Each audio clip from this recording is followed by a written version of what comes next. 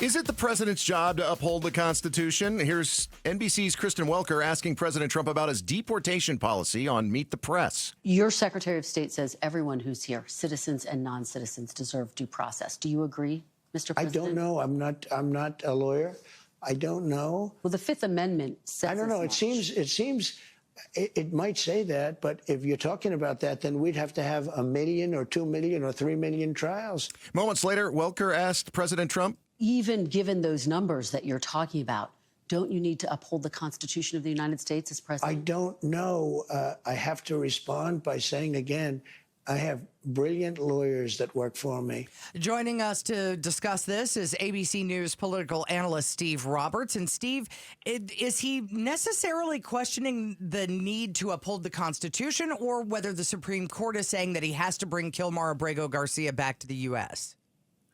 Well, there are a number of different issues here. There is the general issue, and most lawyers, including his own Secretary of State, Marco Rubio, has said the 14th Amendment is very clear.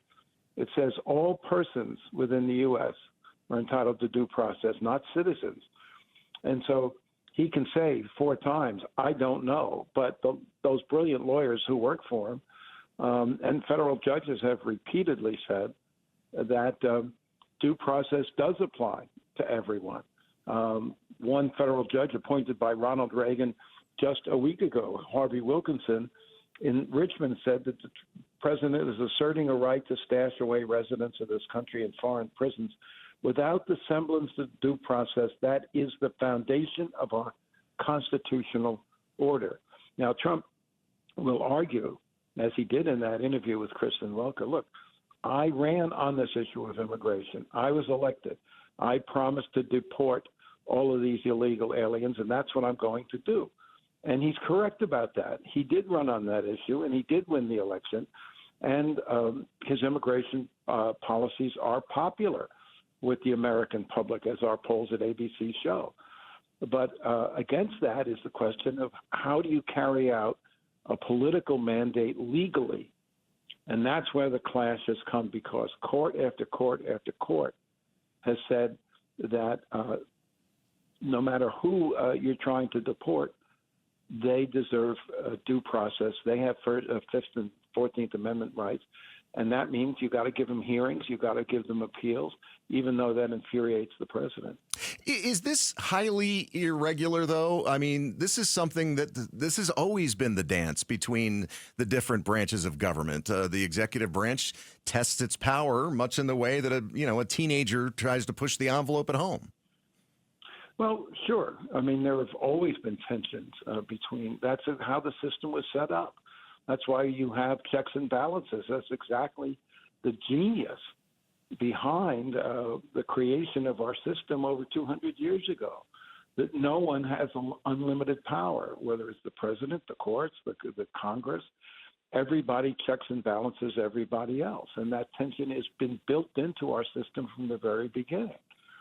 The real question is whether Trump is going to listen to the courts, whether he's going to heed the courts, or whether he's going to try to defy the courts.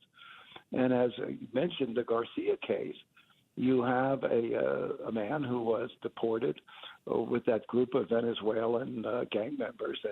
And his lawyers have argued that they've made an error, that he is not belonging to any of those gangs.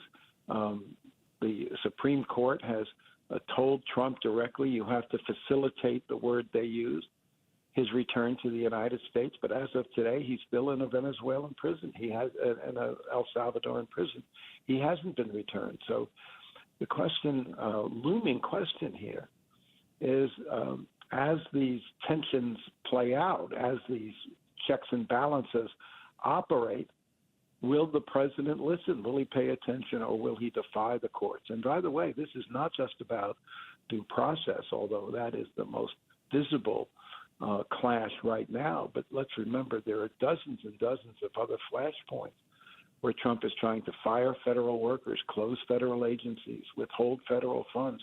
In every one of those cases, he's being challenged in court by people who say you might have a political mandate to do this, but you have to do it according to legal processes. I've heard one count there are over 130 different cases where Trump is being checked and balanced by the federal courts. And so this is about due process, but it's also about the much larger tension between Trump's political mandate and the legal checks and balances. ABC News political analyst Steve Roberts joining us here on KTAR this morning.